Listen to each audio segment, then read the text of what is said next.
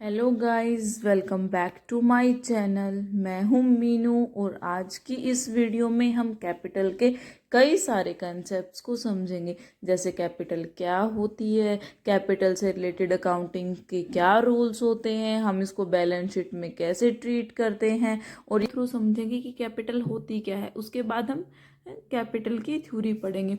मान लो ये एक प्रोप्राइटर है और ये एक बिजनेस शुरू करना चाहता है ताकि वो प्रॉफिट अर्न कर सके।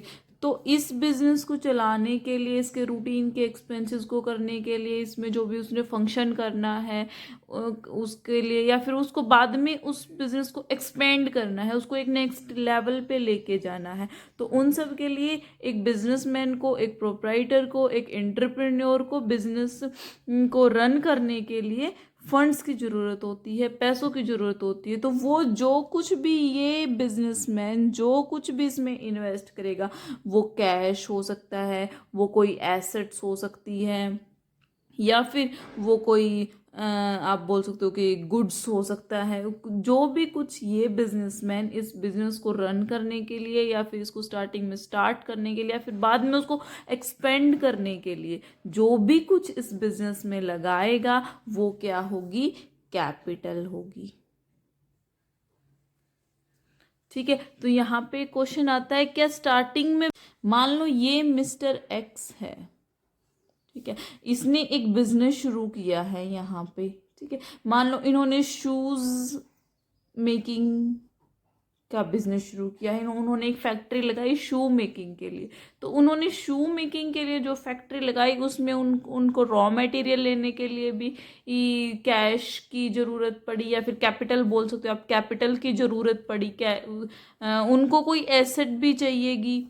ठीक है, उनको जो भी चीज़ें, जो मशीनरी लेके आनी है, एम्प्लॉयज़ हैं, स्टार्टिंग में एम्प्लॉयज़ को सैलरी देने के लिए, या फिर और जो रूटीन के खर्चे होते हैं उनको करने के लिए, जो जहाँ पर भी ये मिस्टर एक्स इन्वेस्ट करेगा बिजनेस में, तो वो क्या बोलेंगे? कैपिटल बोलेंगे। मान लो इन्होंने शू मेकिंग का बिजनेस किया और इनको स्टार्टिंग में ऑफिस में रखने के लिए उनके पास सोफे सेट की ज़रूरत थी। तो उन्होंने क्या किया, मिस्टर एक्स अपने घर पे गया, मम्मा को बोला, मम्मा मुझे अपने घर से सोफ़ा सेट उठा के और ऑफिस में रखना है।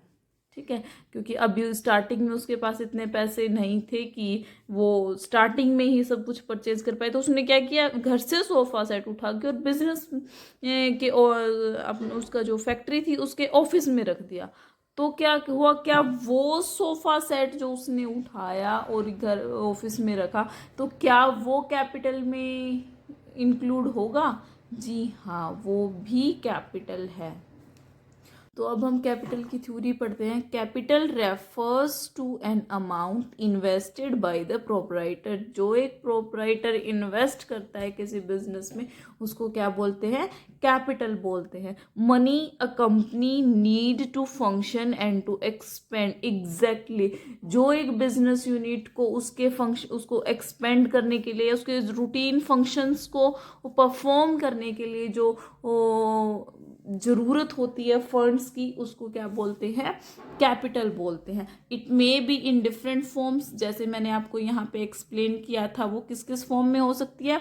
वो कैश की फॉर्म में हो सकती है, वो एसेट्स की फॉर्म में हो सकती है, या फिर वो गुड्स की फॉर्म में भी हो सकती है। Capital treated as liability in business. Capital business में एक लाइबिलिटी की तरह ट्रीट होता है। क्यों? क्योंकि हमारे अकाउंटिंग में कुछ रूल्स होते हैं, बहुत सारे हमारे बिजनेस में को रन करने के लिए हमारे अकाउंटिंग ने कुछ रूल्स बना रखे हैं। उनमें से एक रूल है बिजनेस एंटिटी कंसेप्ट। इस कंसेप्ट के अकॉर्डिंग हम बिजनेस और बिजनेसमैन को अलग अलग रखते हैं। जो कुछ भी बिजनेसमैन इन्वेस्ट करेगा बिजनेस में, वो अलग रहेगा, और बिजनेस को एक अलग एंटिटी की तरह ट्रीट करते हैं।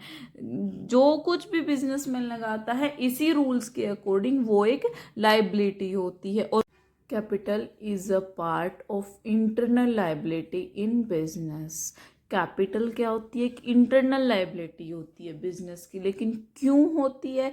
क्योंकि उसको मैं आपको समझाती हूँ। जैसे मिस्टर एक्स है, उसने बिजनेस में कितनी सारी चीज़ें लगाई, कैश लगाया, गुड्स लगाई, एसेट्स लगाई, तो कभी न कभी तो बिजनेस इसको वापस देगा। ऐसा तो नहीं है कि ये वापस अपने पास ही रखेगा, ये इसमें में क्या इन्वेस्ट करता जाएगा करता जाएगा करता जाएगा। इसको अगर कुछ रिटर्न मिलेंगे ही नहीं मिस्टर एक्स को, तो वो अपने एसेट्स, अपनी कैश, अपना गुड्स क्यों इन्वेस्ट करेगा बिजनेस में? ऑब्वियसली उसको कुछ रिटर्न चाहिए, और रिटर्न चाहिए तो बिजनेस को अगर इनको कुछ पे करना है तो ये क्या हुई? हमारी लायबिलिटी हुई, क्योंकि बिजनेस को क्या करना है? पे करना है मिस्टर एक्स को वापस। लेकिन पे किसको करना है? मिस्टर एक्स को। और ये क्या है? इसके ओनर ही है। तो ये क्या मानेंगे कि ये तो हमारे भाई भाई हैं, मिस्टर एक्स और बिजनेस, तो मान लो ये कि भाई भाई, क्योंकि इनको अपने ऑनर को ही पे करना है, किसी अदर बाहर की पार्टी को पे नहीं करना है। सिर्फ अपने जो उनका ऑनर है उसी को पे करना है। और अगर अपने ऑनर को पे करना है, इसीलिए क्या होती है? ये इंटरनल लायबिलिटी होती है। फिर हमारा कंसेप्ट आता है कि कैपिटल को अदर किस किस नाम से जाना जाता है। तो capital also known as owner's equity, proprietor's funds and net worth, these are the another name for the capital in business organisation. तो फ्रेंड्स, आज की वीडियो में हमने कैपिटल के मीनिंग को समझा, कैपिटल के फॉर्म्स को समझा कि कैपिटल किस किस फॉर्म में बिजनेस में इंट्रोड्यूस हो सकती है, कैपिटल को लायबिलिटी की तरह क्यों ट्रीट करते हैं बिजनेस में के, और कैपिटल इंटरनल लायबिलिटी क्यों होती है, कैपिटल के अनदर नेम्स क्या होते हैं, उसको अनदर किस किस नाम से जाना जाता है। तो 1 मिनट में जल्दी जल्दी हम रिवाइज कर लेते हैं कि हमने आज की वीडियो में क्या पढ़ा, क्या समझा, क्या सीखा। तो हमने आज की वीडियो में सीखा कि कैपिटल क्या होती है। Capital refers to an amount of invested by the proprietor. जो प्रोप्राइटर इन्वेस्ट करता है अमाउंट को एक बिजनेस में, उसको कैपिटल बोलते हैं। Money and a company needs to function and to expand. एक कंपनी में जो एक्सपेंड करने के लिए, रूटीन के एक्सपेंसेस को करने के लिए जो एक ज़रूरत होती है कैश की या फंड्स की, तो उसको कैपिटल बोलते हैं। It may be in different forms के। तो कैपिटल किस किस फॉर्म में हो सकती है? कैश की फॉर्म में हो सकती है, एसेट्स के फॉर्म में हो सकती है, और गुड्स के फॉर्म में हो सकती है। कैपिटल को लायबिलिटी की तरह ट्रीट करते हैं, क्योंकि बिजनेस एंटिटी क्या बोलता है? बिजनेस एंटिटी कंसेप्ट हमें बोलता है कि बिजनेस और बिजनेसमैन को अलग अलग रखो, उनको मिक्स नहीं करना।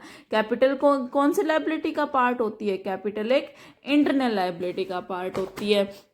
और आज हमने सीखा कि कैपिटल को किस किस नाम से जानते हैं। हम उसको जानते हैं ऑनर्स इक्विटी, प्रोप्राइटर्स फंड्स और नेटवर्थ। इसके बाद हम एक बार एग्जाम्पल को देख लेते हैं कि हमने मिस्टर एक्स का बिजनेस का कौन सा एग्जाम्पल देखा था। जिस एग्जाम्पल से हमने बहुत अच्छे से समझा। तो प्लीज़ अगर आपको हमारी वीडियो पसंद आती है तो लाइक कीजिए, शेयर कीजिए और सब्सक्राइब कीजिए।